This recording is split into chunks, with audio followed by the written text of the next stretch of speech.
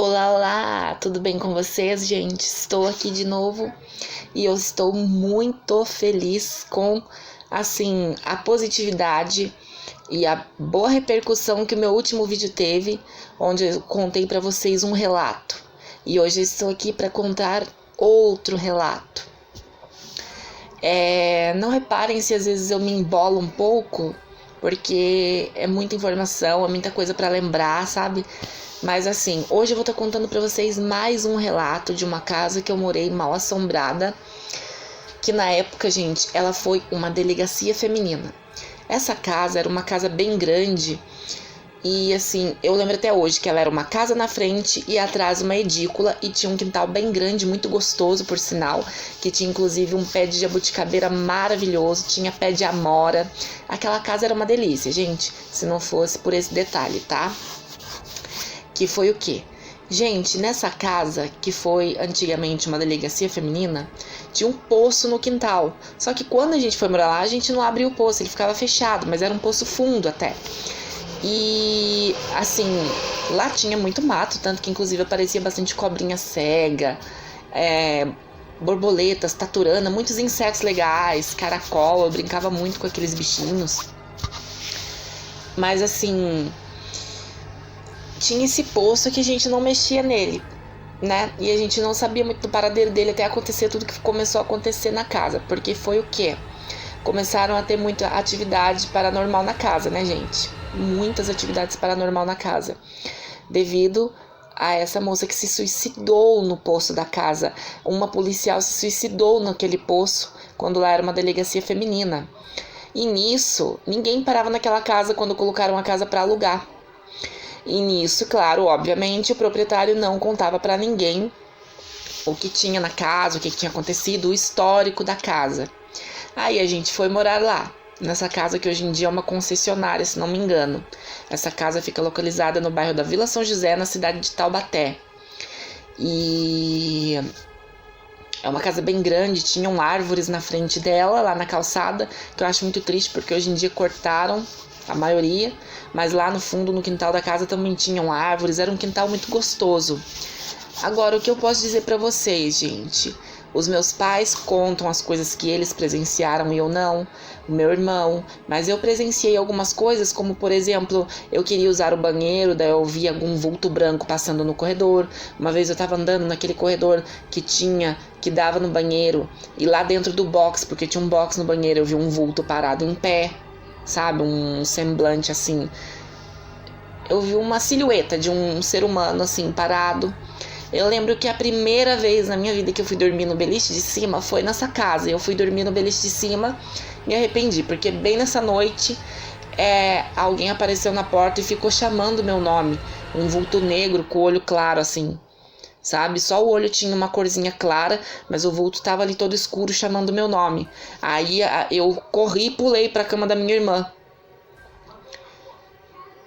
Gente, eu sei que foi uma coisa tão estranha, e meu irmão naquela casa ficou doente, ele não se alimentava direito, ele foi ficando pálido, ele emagreceu, foi ficando com o olho fundo.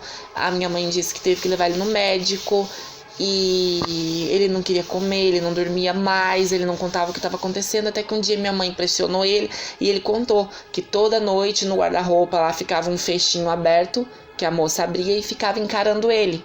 Ela ficava olhando pra ele à noite. E ele não conseguia dormir por isso. E ele era só uma criança. Todos nós éramos muito pequenos. A minha irmã ainda era viva.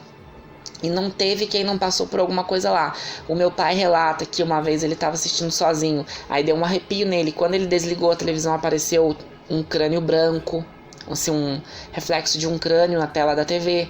Uma vez a gente foi dormir, ele ficou lá vendo o filme sozinho, porque ele sempre gostou de ficar vendo filme até tarde. E ele disse que a porta que estava trancada abriu sozinha, se fechou e se trancou de novo. Como isso, gente? Então, assim, foi muita coisa estranha. Ele disse que uma vez ele estava dormindo e alguma coisa ficou cochichando no ouvido dele. Aí ele falava, fala direito, que eu não tô entendendo, porque ele pensou que era algum de nós, né? E daí, conforme ele foi falando pra coisa falar direito, a coisa cochichava cada vez mais alto, mas só ficava... Aí ele foi aonde ele disse que deu um pulo da cama e foi correndo acender a luz, né? E chamou minha mãe, né? Porque daí ele... Porque daí ele se deu conta do que estava acontecendo. Ele não tava ali, tipo, falando com nenhum de nós da casa. Ele tava falando com a entidade. No caso, com o espírito da moça que tava ali vagando, perdido. Não sabe-se lá se era só o dela, né, gente? Aí é que fica a questão. Será que realmente só aquela moça estava lá? Presa naquela casa, só o espírito dela não encontrou a luz? Então o que aconteceu? A minha mãe chamou um padre para rezar na casa, ele pediu pra gente acender vela de luz pro anjo da guarda, fazer reza, benzeu a casa, jogou água benta, tudo mais. Depois disso, minha mãe também chamou um pastor pra ir lá, né? E ele também pediu pra gente estar sempre orando muito na casa. Aí sossegou, gente. Por incrível que pareça, minha mãe orou pela moça, pediu pra Deus abençoar ela, pra ela encontrar a luz, pra Deus perdoar o pecado dela, etc. Falou também pra moça, olha, seu lugar não é mais aqui, etc. As típicas orações que a gente faz pra alguém desencarnado que tá aí nessa situação de vagar, né? Que não encontrou a luz ou não aceitou a morte, etc. Então, assim, na época eu era muito criança, mas eu me lembro bem dessas coisas, viu? Eu não tinha coragem de levantar de madrugada pra beber água, quando dava sede, usar o banheiro, sem ninguém. Eu tinha que chamar meus pais. Aí eu ia lá na porta, mãe, pai, mãe, e os meus irmãos, a mesma coisa. Todo mundo tinha medo na época. Hoje em dia eu já não tenho mais. Hoje em dia pode me assustar um pouco, mas eu já lido melhor com essa questão, né? Só que, assim, aquela casa era muito estranha, assim, nessa questão. Eu lembro uma vez até hoje, gente, que horror que foi. Eu dormi, quando eu dormi na sala, tava todo mundo lá na sala com a luz acesa, assistindo e conversando. Aí meus pais, sabendo do histórico da casa, sabendo tudo que já tinha acontecido lá, quando eu acordei no sofá deitada sozinha, naquela escuridão, que eu abri meus olhos e falei, nossa, eu tô na sala sozinha, nessa escuridão. Eu fiquei tipo, e agora? Daí eu fechava meu olho e tentava dormir de novo, até alguém ir lá me socorrer. Aí quando eu vi que ninguém ia me socorrer, eu simplesmente levantei num pinote, saí correndo e falei, mãe, pai, por que vocês me deixaram lá? Ué, você tava dormindo? Não, mas, pô, deixasse a luz acesa, ou me chamasse pra vir pra cá, como é que vocês me deixam sozinho na sala, no escuro, à noite? E todo mundo aqui na cozinha conversando, e a sala pra cozinha era meio longe, sabe? Então, assim, eu detestava que fizessem isso comigo, de me deixar num local sozinha no escuro. Daí eu acordo aquele breu. Eu acordo aquela escuridão total e ninguém ali por mim. Aí nisso, eu lembro bem dessas atividades estranhas que aconteciam na casa. Era barulho de passos, sempre dava um arrepio, um calafrio na gente quando a gente estava assistindo na sala.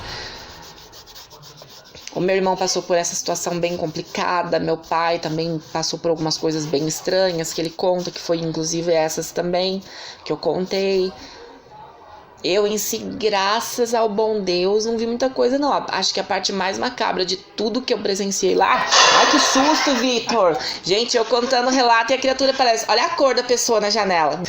Mas acho que sim, da pior coisa que eu passei lá foi essa questão do... Foi a questão do retardado. Foi a questão do...